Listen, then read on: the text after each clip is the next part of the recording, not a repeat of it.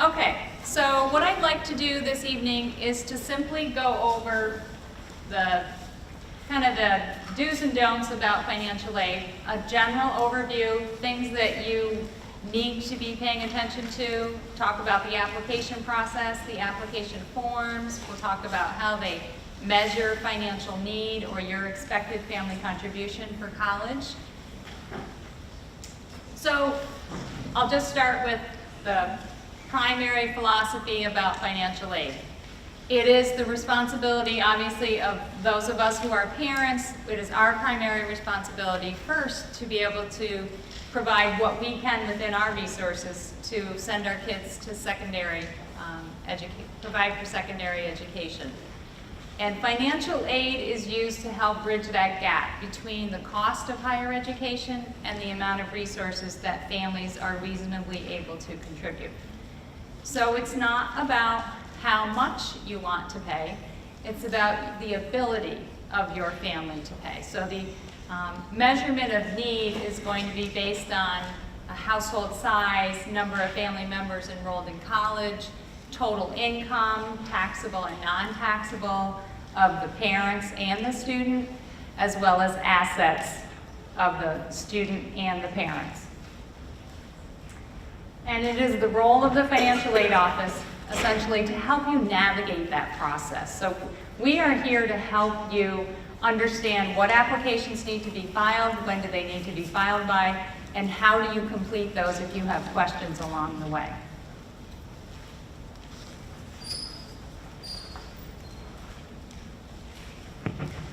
Okay, so at any college or university that administers any type of federal financial aid, you're going to be asked to complete the free application for federal student aid.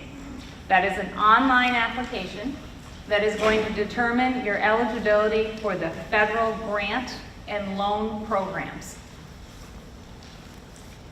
Typically, that is the only application that you're likely going to need to complete if you're applying to a public university or the public community colleges are going to require that you complete the FAFSA. If you're looking at a school that is a high-cost private institution that has their own institutional grant and scholarship resources to administer, they will likely ask you to also complete the CSS profile. And that's an application that you will also do online, and that's through the College Board. So you may be familiar with the College Board agency if your sons or daughters have taken the SAT exams or AP exams. They've registered through the College Board for those exams. This is the same agency that will also administer the CSS profile financial aid application. In both of those applications, if they're a situation where the biological parents of the student are separated or divorced, you're going to complete those applications using the custodial parents' information. So whoever the student lives with or lived with the most in the previous 12 months, that is the parent whose information you'll provide on both the FAFSA and the CSS profile. Now, on the FAFSA and the profile, it may ask if you've received child support from that non-custodial parent. So you would need to include that as non-taxable income on those applications. For those schools who are requiring the CSS profile as part of the financial aid application, and the situation is the biological parents are separated or divorced, the non-custodial parent may also need to complete what's called a non-custodial profile. So that parent may need to complete that application in addition to the custodial parent completing the CSS profile. And the same for a business farm supplement. If there are families who are self-employed, have their own business, some colleges will require that you complete the business farm supplement component. Again, that's through the College Board. And some institutions even have their own institutional application. So one of the things that you'll want to be clear about is when you're looking at the schools that you're considering applying to, you'll want to make sure that you're going to their financial aid webpage to determine what applications are they requiring, when are they due. So those are really, really important to make sure that you are completing the required applications and that you're doing it by the due date. And you can be applying to 6 different schools and you'll need to do 6 different things. Typically though, the FAFSA is going to be required at every school, the CSS profile, and then some of these other things are going to be required by the high-cost private institutions. And the IRS data retrieval tool, which if any of you have ever been through this process before, is actually something that when you're completing the free application for federal student aid, you can link up to this IRS database and actually have your income information transferred onto your FAFSA. Unfortunately, for this current processing year, for 2016-17, the IRS data retrieval tool has been down for most of the year for security reasons. Fortunately, they are anticipating that as of October 1, which is when you can begin filing the applications for the 18-19 academic year, they are expecting that the IRS data retrieval tool will be back in business. So what that means is when you actually go in to complete your FAFSA, if you linked up to the IRS data retrieval, it'll overlay your income information onto your FAFSA. It will save you a lot of collecting of additional information down the road. So I encourage those of you who have the opportunity to use it. There are a handful of instances where you can't use the IRS data retrieval, but 95% of families who complete the FAFSA can use it. So if it is available come October 1, when you're beginning to complete the applications for next year, I would encourage you to use that.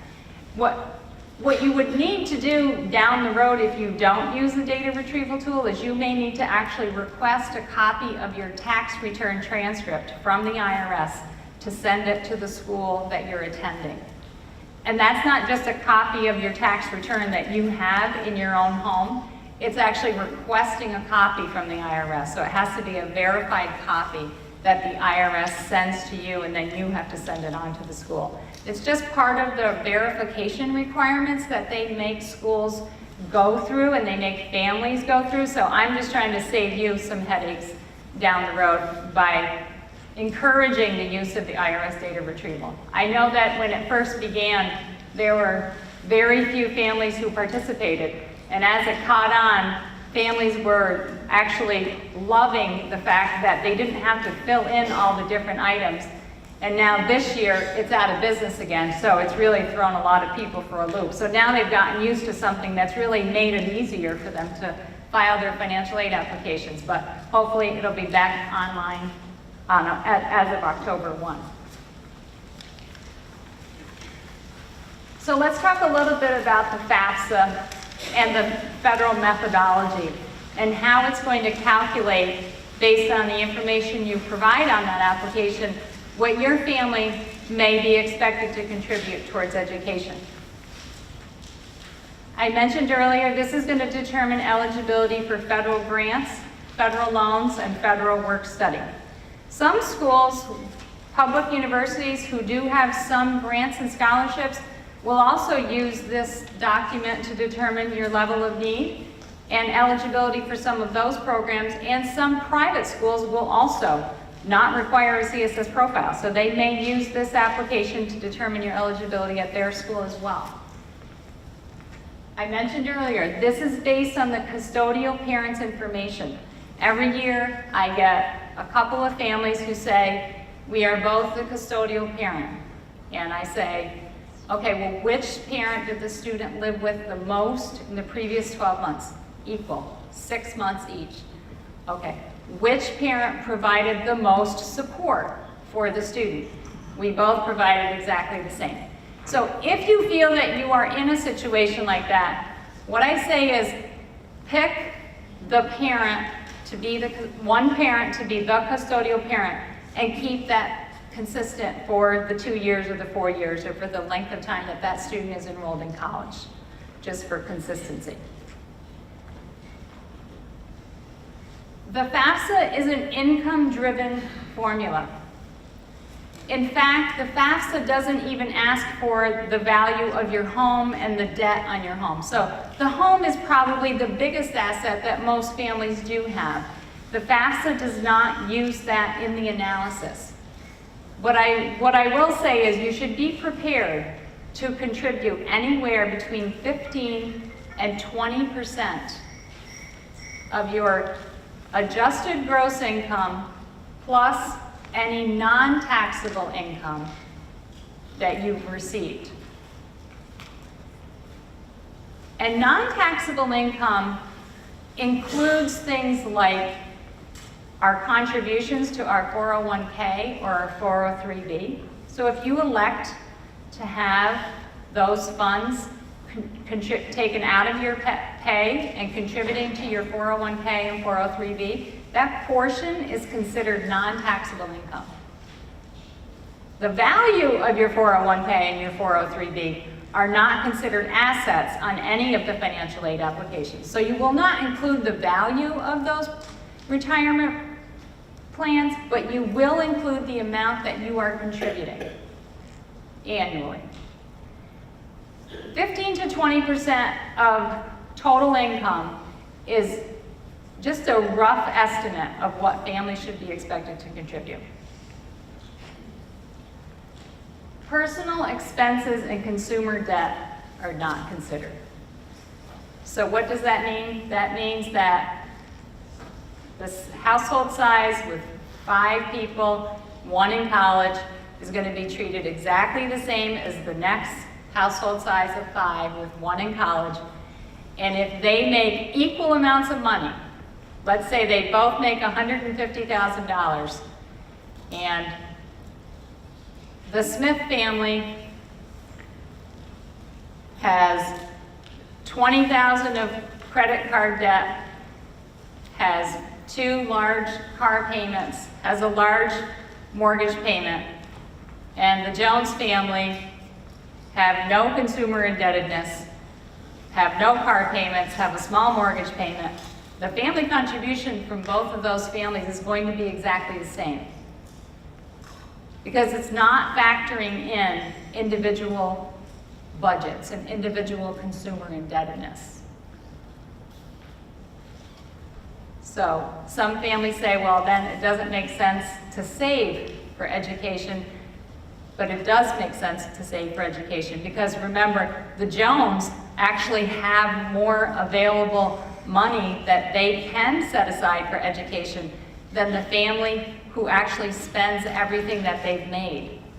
And that the Jones family has more choices for their son or daughter.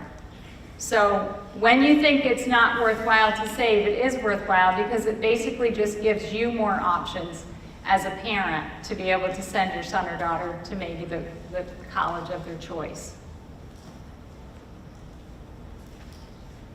Savings, non-retirement investments, other real estate are considered assets. So not your home. The home is excluded for the FAFSA. Your retirement, the value of your retirement accounts are excluded from the FAFSA. But if you have other real estate, if you have a vacation home, if you have investments that are just invested in the stock market but not in a retirement account, those need to be included as assets on the FAFSA. And the number of family members enrolled in college makes a huge difference in eligibility for financial aid. So, yes? What about those drawing in retirement? Is that I'm sorry? retirement income, like drawing in retirement, is that included on the FAFSA? Yes, if you are currently receiving a pension as part of your retirement, if it's included as your taxable income on your tax return, then it's just part of your regular income. If it's not taxable, then you need to report it as non-taxable income.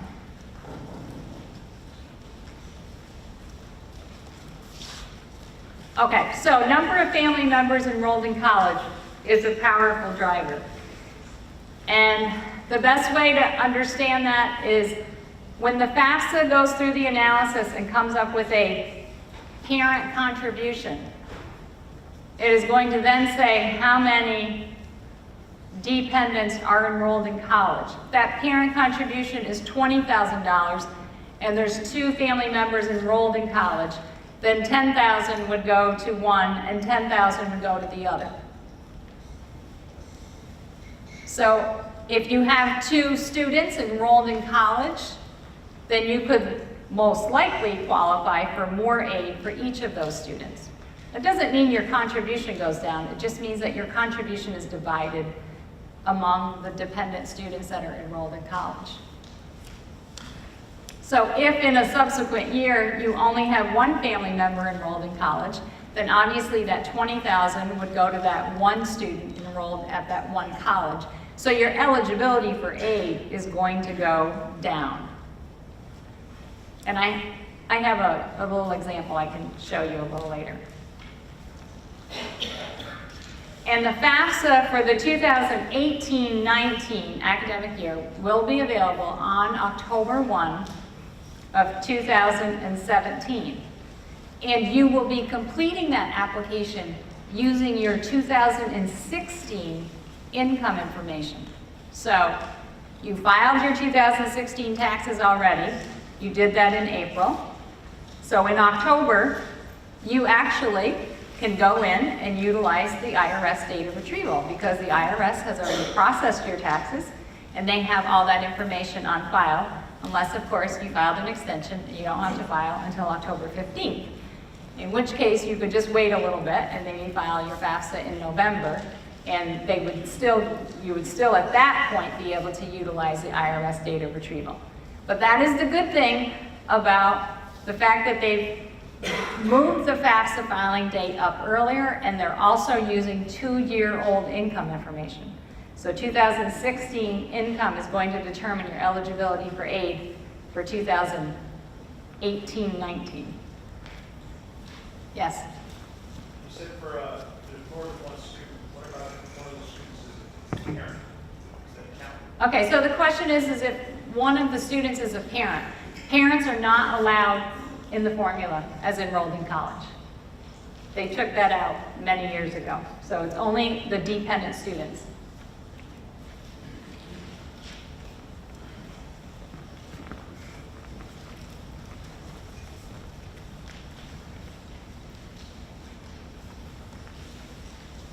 Okay, so CSS profile. So this is the application used by the high-cost private schools like Union College. And we use that application to determine eligibility for our own scholarship, our need-based scholarship assistance. And the big differentiator, honestly, between the FAFSA and the CSS profile is that we ask about the home. So we ask about your home value and your home debt. So the home equity that you have in your home is used in the analysis. In the CSS profile, there's also a minimum student contribution. And typically, it's an expectation that the student is going to work over the summer and is going to contribute anywhere from $2,000 to $2,400 a year towards their education. So it's not expecting tons of money from the student, but it is expecting a summer savings expectation. As I mentioned, home equity is included in that analysis. Passive losses can sometimes be added back. Let's say an applicant has a parent who owns 7 apartment buildings, collects rent, but because of the IRS rules, they are able to depreciate and they're actually able to take losses on that rental income. Those are things that typically we would add back. We would not allow those losses to offset the income of the family. We would probably not allow depreciation to be used in the analysis. So it's just a more, maybe a more even way of not necessarily allowing all the same IRS, that the rules that the IRS allows. So the family has already been given some breaks, so to speak. They're paying less in income taxes, but they really do have maybe some sizable income. So those are instances where passive losses may actually, some families will say, well, I had a negative income. How come you're not giving me any scholarship? I don't know about you, but anytime somebody has a negative income of over $1 million, I'm usually a little suspicious that there's a little more to the story than meets the eye. So typically, those are the kinds of things that, just to try to make it more fair, they're not necessarily allowed for purposes of our scholarship. The non-custodial parent may have a contribution. So if the school requires that the non-custodial parent completes the non-custodial CSS profile, they may calculate that that parent has the ability to contribute as well as the custodial parent. And that's going to vary from school to school. There's going to be instances too where non-custodial parents maybe aren't willing to fill out the forms. And again, those are conversations you want to have with the schools that you're looking at, because that could vary from one school to the next. At Union, if we have a non-custodial parent who's not willing, then we just ask a third party or a high school counselor to put something in writing to verify, and we would waive the requirement. We aren't going to jeopardize we don't put the student in the middle.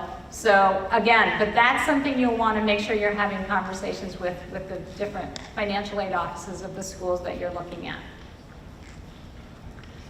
Family-owned businesses are included in the assessment, and whereas on the FAFSA, if there are less than 100 employees, it's not calculated in the analysis. And the CSS profile becomes available same date as the FAFSA. It's going to be October 1 of 2017. It will also be collecting your 2016 information, so it's consistent with the FAFSA.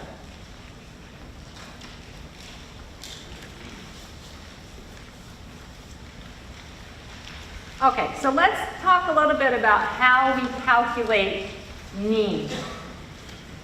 So the first thing you're going to do is we're going to look at the cost of attendance of the school. So cost of attendance includes tuition, fees, room, board, books, and miscellaneous personal expenses.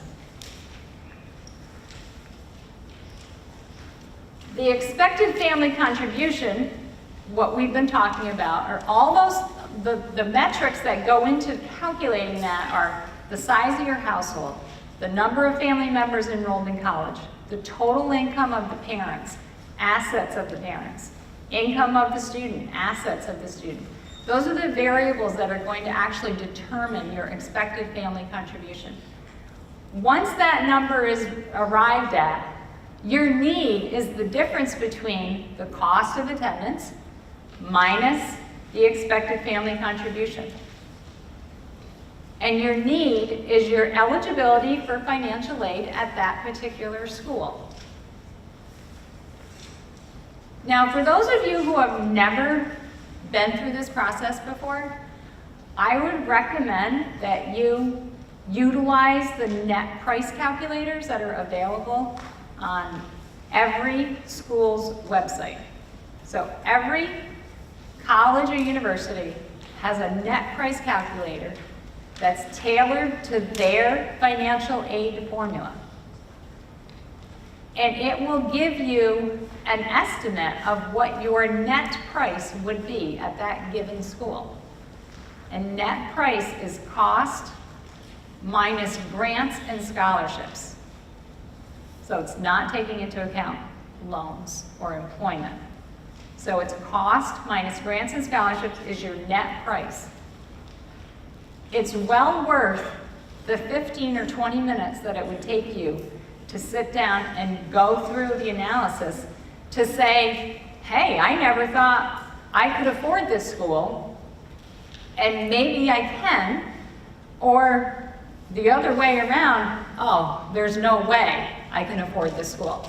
So, there's both ways of looking at it. There's a school out there for everybody. There's a school out there that everybody can afford. You just have to find it.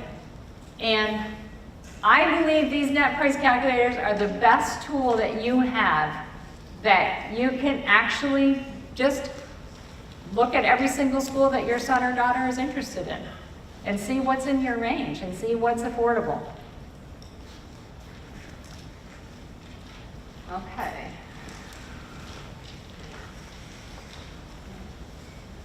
All right, so now we'll look at financial aid eligibility.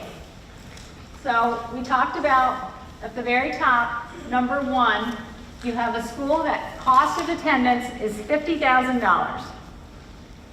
And the expected family contribution was $25,042. So that student's eligibility for aid is $24,958.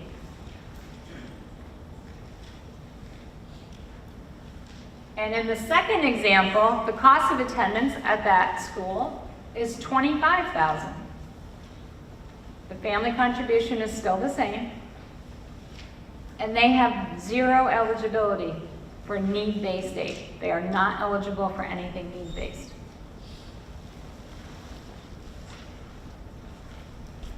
And down below, I've given two examples of how a school might put a financial aid package together for a student. And in the first example, and in both examples, this school meets full need. And in the first example, the student has a $5,500 loan, an $1,800 job, and the balance of their need was met with grant or scholarship. So their need is met at $24,958, and it's a pretty generous award.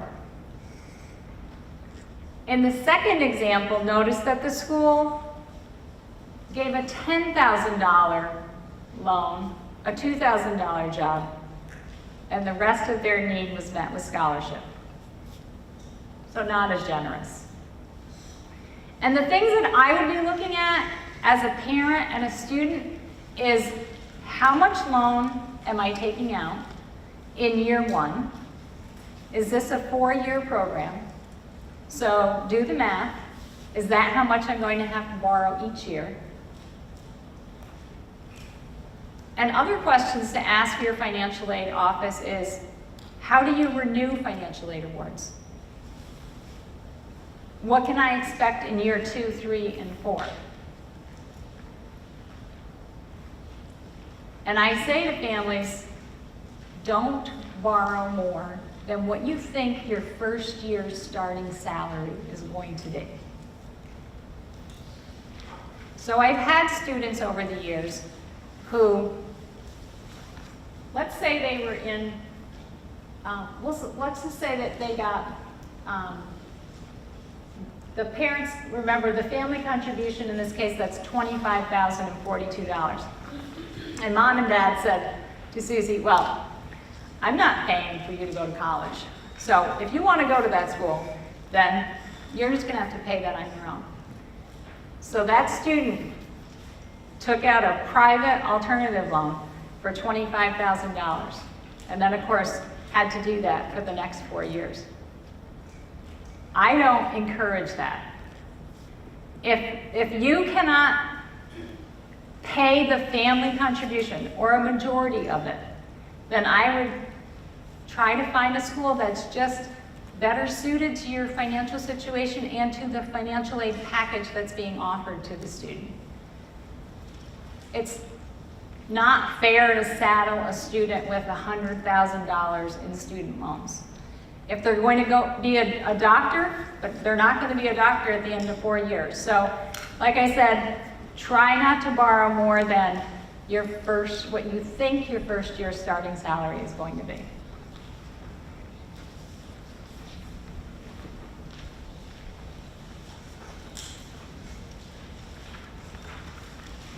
Okay, so options for families that are for families who qualify for aid or don't qualify for aid. Some parents may decide that they want to take out parent loans.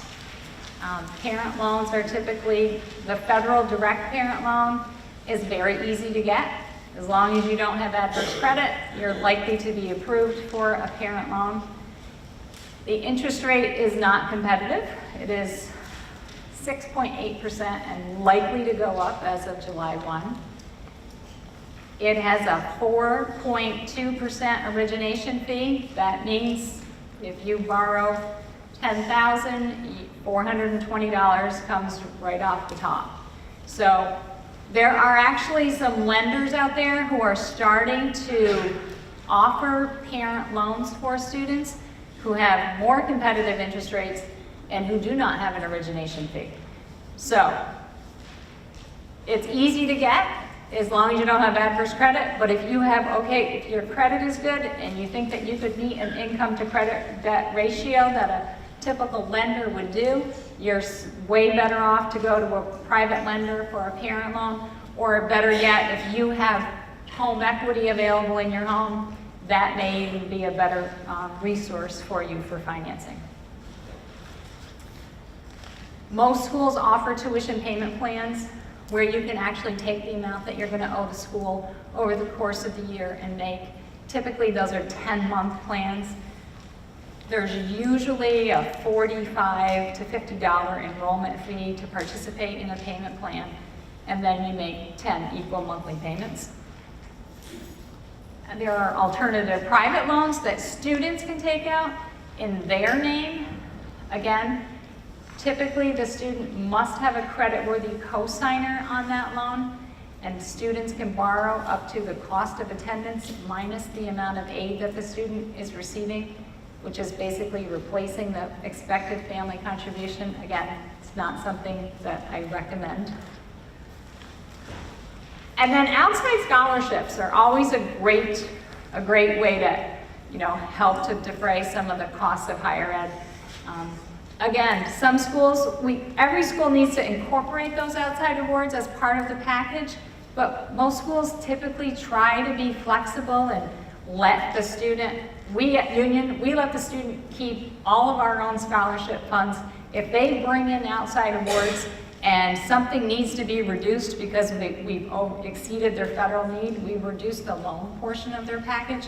Those are individual questions you need to ask each school. How would this affect if my son or daughter wins a $5,000 outside award? How does that impact their financial aid package? So those are things that will vary from one school to the next.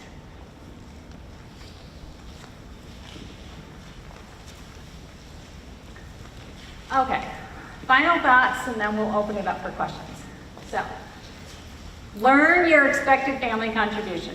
If you've never been through this before, I encourage you to use a net price calculator. You'll be shocked when you see what your expected family contribution is. So you might as well learn it sooner rather than later. Most colleges work within a financial aid budget. Most do not. Most are not need blind and need full need. So I'll talk a little bit about need aware schools and need blind schools. So there are some need blind schools who meet full need. What that means is they are paying no attention whatsoever to the level of need of their student applicants. They're simply looking at their academic profile, need blind, and they meet full need. I can tell you that those are the Ivy Leagues. They are the schools who have lots of money. Most of the schools, however, do work to a budget. And what does that mean? That we might be need aware. We may be paying attention to the level of need of our applicants. Not for all students, but for students on the margin. So our superstars, doesn't matter what your need is. If you're eligible for admittance and you're a superstar, we don't care what your need is, and we're going to meet your need. But as we get further along in our admission process, we may have to make choices. If we have equally qualified candidates and we have used up a good percent of our scholarship budget, we may have to select students who need less resources than the students who need more resources. That's just a matter of economics, and it happens at all schools that are need aware.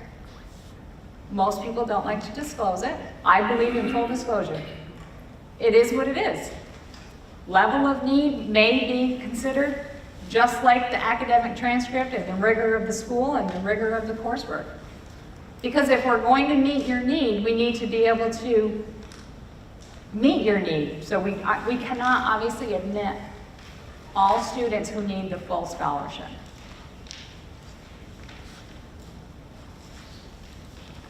Said this earlier, check the websites. Don't miss application requirements and don't miss the due dates. There's nothing worse than a parent who gets their son or daughter's acceptance in the mail and they're so delighted. And now they're calling because now they want to apply for financial aid. And they've missed the deadline by 3 months. Don't wait to get your admission decision before you complete the financial aid applications. Most schools are going to put all their money on the table when they mail out those decisions in March. So they're not reserving funds for families who have missed the application deadline or misunderstood that they were supposed to complete those applications right around the same time they were completing their admission applications.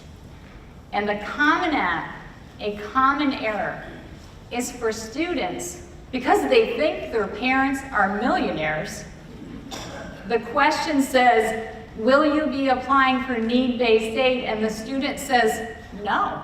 They never even checked with mom and dad. They just assume they don't need financial aid. And so that's the one question when they're filling out their Common App, just nudge them a little and say, please check yes to that, Johnny, because we do want to apply for aid. And also, if you say no, if you say yes on your Common App, you're going to apply for aid, and we don't get your application by our due date, we're going to email you and say, hey, you said you were going to apply for aid. We haven't gotten your CSS profile and your FAFSA. Are you still applying? And if you said no, we're obviously never going to follow up with you because we're not expecting anything from you. So I would just make sure that they're completing the applications the way you'd like them to be completed. Colleges measure meet need in different ways. I showed that example. Some schools meet need, some schools don't meet need. Some schools are need blind but don't meet need. So you could have an example of a student who gets accepted to University Y. Their need is $50,000 and that school doesn't meet need, so they give them $30,000. So you've been accepted to the college, but you haven't been given enough resources to make it affordable. So there's pros and cons of, going to a school that is need aware but meets full need, and to a school who's need blind but doesn't meet full need. And cost should be a factor and not price, and that's where you can actually use a net price calculator and determine what is going to be your net price. Questions? Yes? When you fill out the FAFSA form, do you push that application to the colleges? How does that, I never filled one out. Okay, so when you fill out the FAFSA form, it's going to ask you the names and the school codes of the colleges that you wish to receive that information. You can list up to, I believe, 10 schools. And then I just was wondering if you had a comment on parent loan versus home equity loan. Does that, if you get a home equity loan, does that impact your ESC? Okay, if you take out a home equity loan, it actually would reduce your equity in your home in the following year that you're applying for aid if you're completing the CSS profile. Because now you have a larger home debt, so you have less home equity if you take out a home equity loan as opposed to taking out a parent loan. Parent loans are not factored into the analysis. So it affects the C as I'm not sure the formula for the ESC, but you basis account. Yeah, so it would actually work in your favor to take out a home equity loan. Yes? The FAFSA filled out for each individual student. Yes, the FAFSA is completed for each individual student, and it is filled out each year.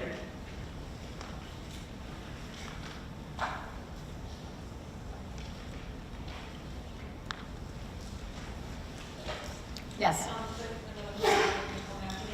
So let's say you've taken out a home equity loan, but you haven't used the equity towards that same loan yet, it's in a savings account. Does that savings count as savings then? So if you've taken out a home equity loan, but you've used the home equity loan, that's one thing. If it's sitting in a savings account, you're gonna report it as a savings. Yes? Regarding loans, you mentioned that as a guideline, the loan should be about the expected first year salary. You meant loans over the entire time you're in school. Right, not each year, no. So what I'm saying is if you think that you're going to, at the end of 4 years, let's say it's a 4-year school, if you think at the end of 4 years that your starting salary is gonna be $45,000, then I would not borrow more than that over the course of 4 years. Yes? How does it work for early decision and early action as far as getting your packages, your financial aid package? Okay, question is how does it work for early action and early decision in terms of getting your packages? Obviously, that's going to vary from school to school. Typically, early decision, the school is going to have a specific deadline by which you need to apply for both admission and financial aid, and you're going to get an earlier notification that's going to include your financial aid award along with your admission decision. And then you obviously have an earlier deposit due date. Early decision is primarily a binding commitment at most colleges and universities. Early action, you're also going to get earlier notification of admission and in some cases financial aid, but you have typically until the universal reply date of May 1 for early action to actually commit. So you don't need to commit early for early action, and it's not binding. Not all schools have early decision programs and not all schools have early action. So if you are considering an early application, you'll want to confirm what type you're getting yourself into and what type is even available at that school. Yeah. For early action and early decision, do those schools typically offer a more generous financial aid package? For early action and early decision, do schools typically offer a more generous financial aid package? Not that I'm aware of. In fact, you're not supposed to do your financial aid packaging and needs analysis any different for early action, early decision than you do for regular decision. I can speak for Union, we do not do it any differently. And the only advantage for students applying early decision to Union is we are less need aware for early decision. And that's because we haven't used up our financial aid budget. And that could be the case at some schools, although I know some schools don't even give financial aid awards for early decision until later. So again, if you're applying early decision, make sure you are clear on how the admission and the financial aid works. Yes? So when they give the award the first year, is it just for that year or for the whole 4 years? Okay, so the question is if you get an award for 1 year, is it just for the 1 year or is it for 4 years? Okay, well, it could be, it depends. And that's a question you'll want to ask the financial aid office of the school that you're looking at. Typically, if a student is offered a need-based award, okay, that award would need to be reevaluated. You would need to reapply and reevaluated, and if you expect your financial situation to be similar from year to year, then it's likely that you could expect that that award would be renewed. Remember what I said earlier though, when you have changes in number of family members enrolled in college, that can change eligibility for aid from one year to the next. So some families, and I've had many cases where nothing changed. My income was almost the same as it was last year. Yes, but Johnny graduated, and now that entire family contribution comes to union, and it doesn't get split, which means the eligibility for the student for aid is less. So those are the things to pay attention to. For instances of merit awards, for students who receive merit awards from some schools, typically they will outline in that letter, what do you need to do in order for this award to be renewed in subsequent years? Typically, it's going to be a minimum grade point average. Depending upon the type of award it is it tied to the major that the student said they were going to be in? So that is going to be individual, school specific. But I would be clear about when you get a financial aid award, that would be my question. How does this work in subsequent years? What do I need to do in order to get this renewed? Yes? You suggested a $2,000 to $2,400 typical student contribution, but if a student has accumulated assets, Yep. they very likely would. Those are expected to be. Oh, yeah, absolutely. The $2,000 to $2,400 was income. That was from summer savings from work. So the asset contribution for students, for the FAFSA analysis, it's a 20% contribution, and for the CSS profile, it's a 25% contribution, expected from student assets. That's in addition to the $2,000 to $2,400 expected from income. What is the college savings accounts, how do they factor in? Okay. 20% for FAFSA, 25% for CSS profile. Okay, how do the college savings plans, the 529 accounts? So if you have a 529 account for your son or daughter, you will, even though the son or daughter is the beneficiary on that account, you would report that as a parent asset, not a student asset. So what would be a typical student asset? A student asset? Some students just have cash, savings, they have investments in stocks. Yes?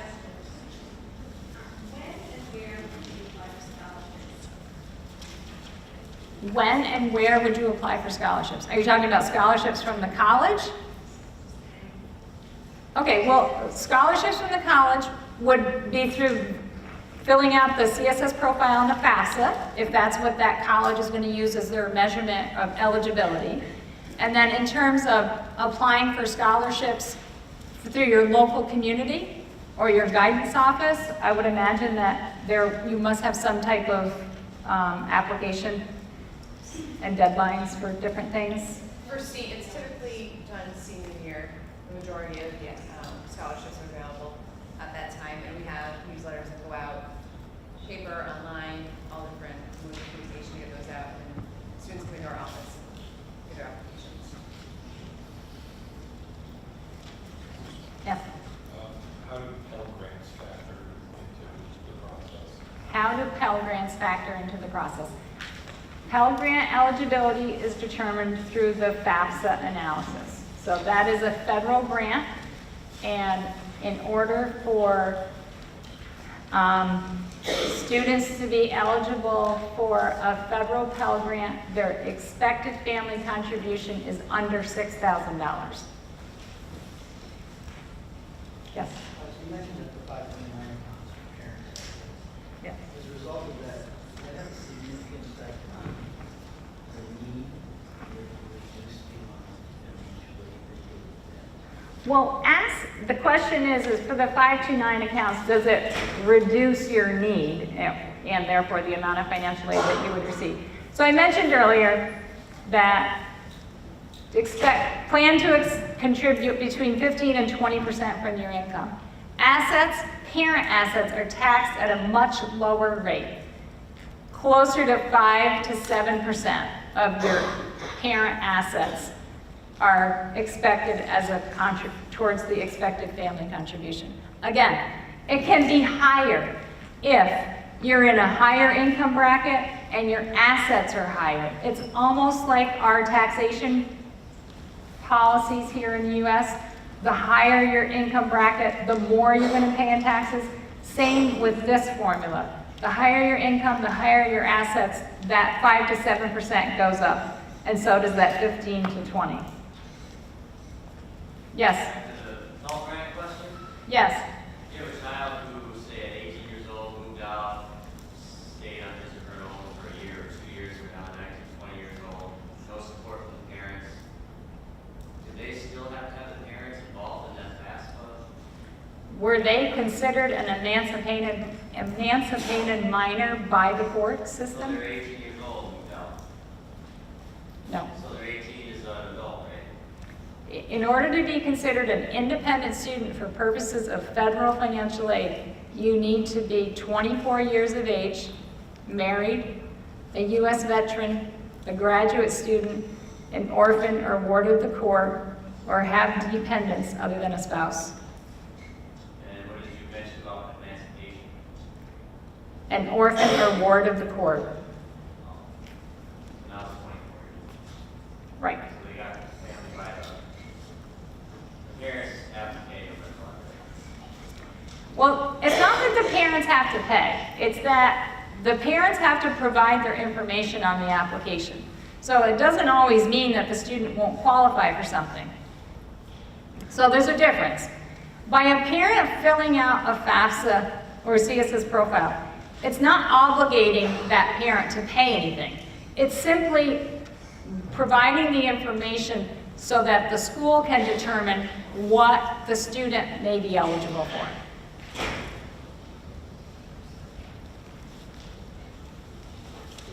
Age just really allows you to. I'm sorry? So age just really allows you to afford a more expensive school.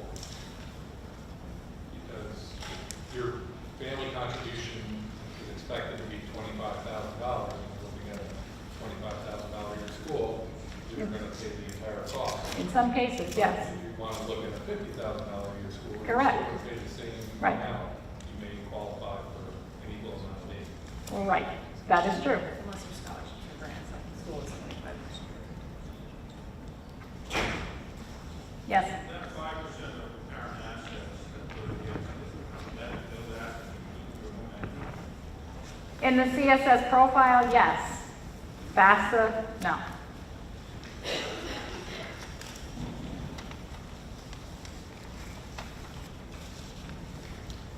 Yes?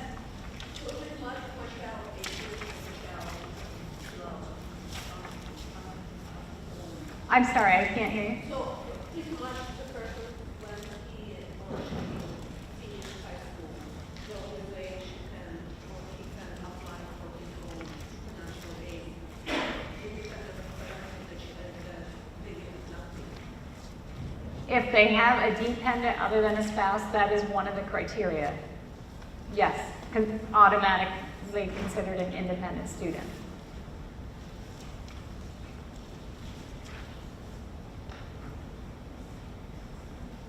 Yes?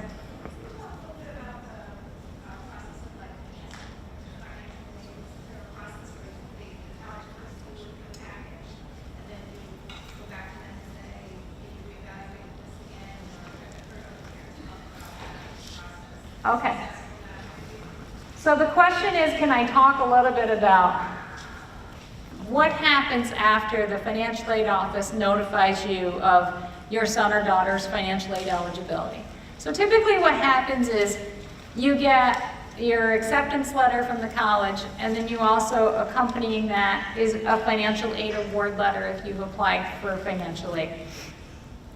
And her question is how do we come back and say, hey, can I have more money? Or is there something more we can do? So what I would say to you is, number one, take all your financial aid offers, review them, look at them, and do a comparison like I showed you earlier. How much loan am I going to end up borrowing over the course of 4 years? How much are we as a family going to be paying in addition to the loan that the student is going to be taking out? What's changed in this last year is that in the past, when people have filled out their applications, they're providing estimated information because financial aid applications used to ask for the previous year's income. And at that point in time, when some families were filling out these forms in November, December, January, February, they hadn't filled out their taxes yet for that previous year.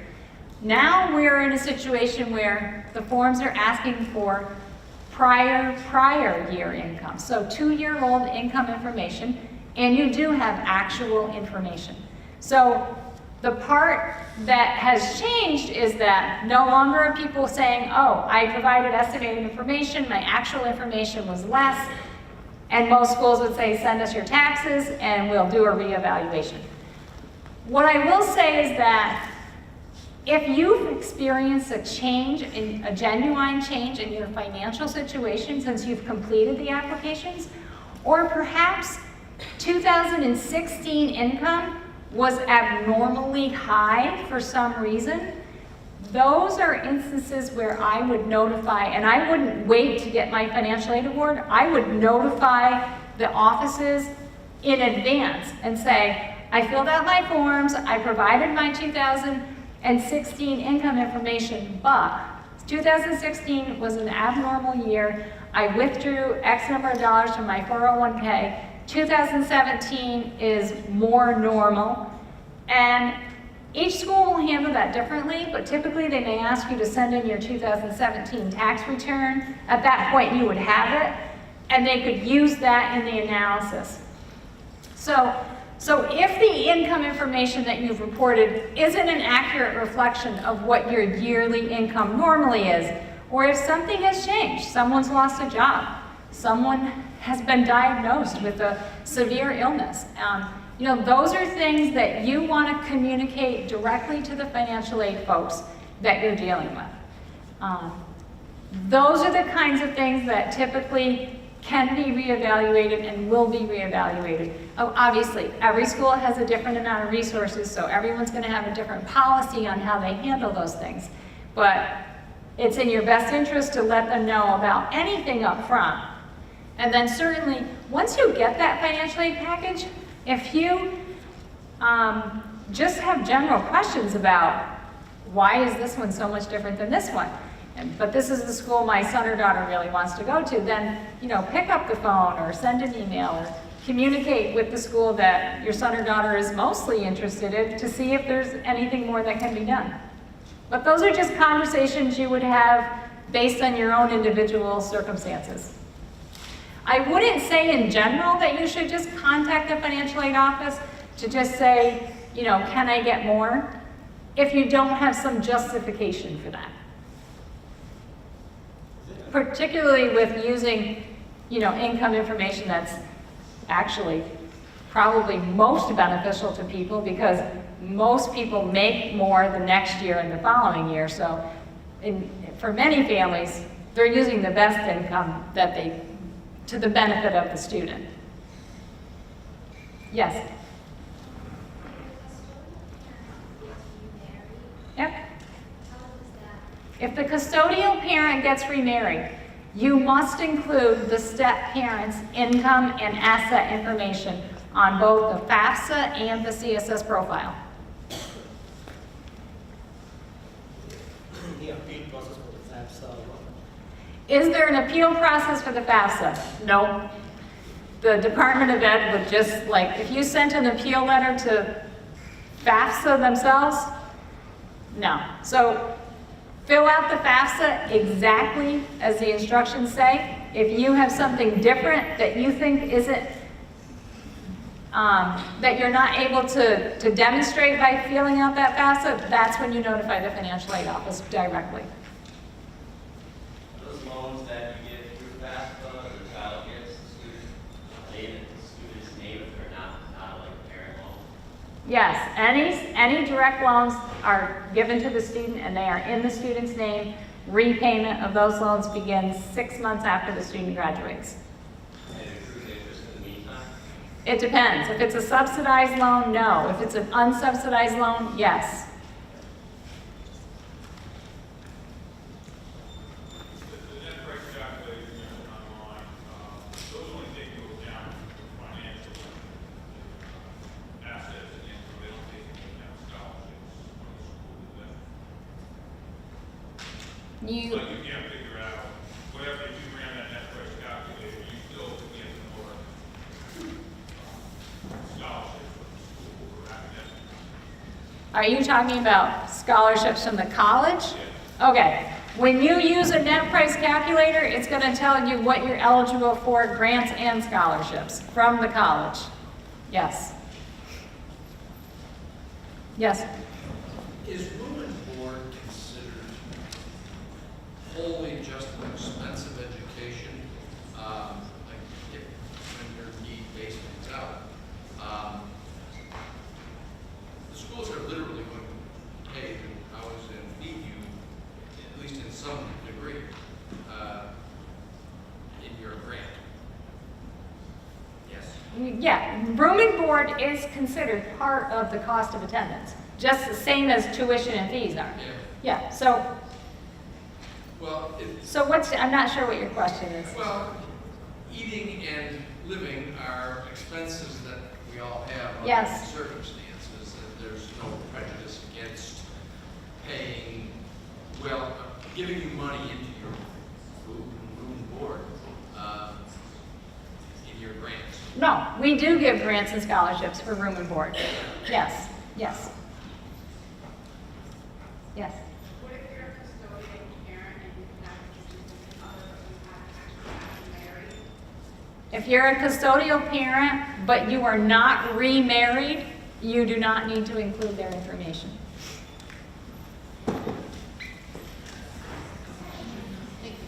You're welcome. Any other questions? I will be up here, so if anybody wants to come up and ask individual questions. The surveys can be returned to the box on the table in the back. Thank you so much for doing that.